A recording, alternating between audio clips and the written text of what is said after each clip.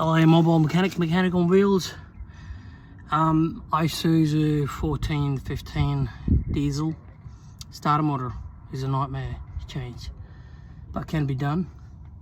Let's tell you how you do this.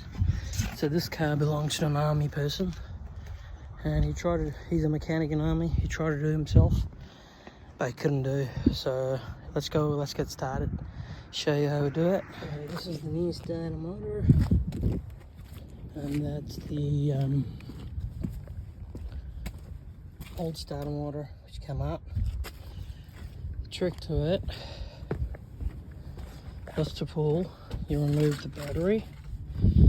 I tried a dipstick to remove, but it's frozen in there. Then remove the clip to the dipstick, the plastic thingy. Come on bottom, remove the left hand front tire. Remove that shield out of the way. Alright, when you get here, there are two bolts to a brake line. One is male, female bolt here. It's the third one, so just gonna wiggle around so you can get the starter motor up. I tried to remove the dipstick, but it's frozen in there. I couldn't get it up, as you can see. Then the bolt on the bottom. So this one, unfortunately, they've got a very silly bolt here. That one. So these ones are actually like that. There. Now they go from back to the front. My suggestion is to get to this one from the back. It should have a King Chrome flexi head extendable ratchet, and these are number 17 socket, and you have to go an angle. To open 1, 2, and then they should come off. Alright, once you remove that, I have some extra aftermarket wirings to it. I removed this clip from here so I can maneuver the starter motor out. There's a trick to it to put back in or get it out.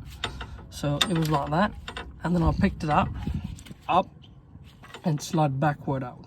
That's what I'm going to put in and go slide it in, because I wish the dipstick would have removed. If you do that, that'll make it easy. Let's put it back and show you what's happening. Okay, so the bottom bolt, put that one first so they can hold it, because the female screw at the bolt is the back of that solenoid. It's hard to reach, so once it's all the way up, doesn't have any tension to it, and you can put it easily. So I stuck that bolt at the back and the front. Yep, so once you move the starter motor in, then it goes facing inward. Go in there and go that way, so you don't have to worry about dipstick. You can bend it a little bit backward, a little bit your way.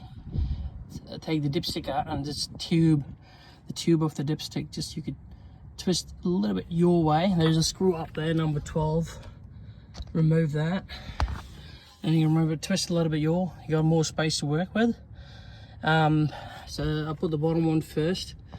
You have to use number 17 socket on one side, and the other side just make sure go buy this one, King Chrome flexi head or any flexi head with a bendable face. They'll really help you. And please subscribe to my channel, like my channel, share my video. I really need your help so I can give you more tips for these sort of jobs down the track. Okay, thank you. Thank you very much, guys, for watching my video, and please press the bell icon button. Stay tuned.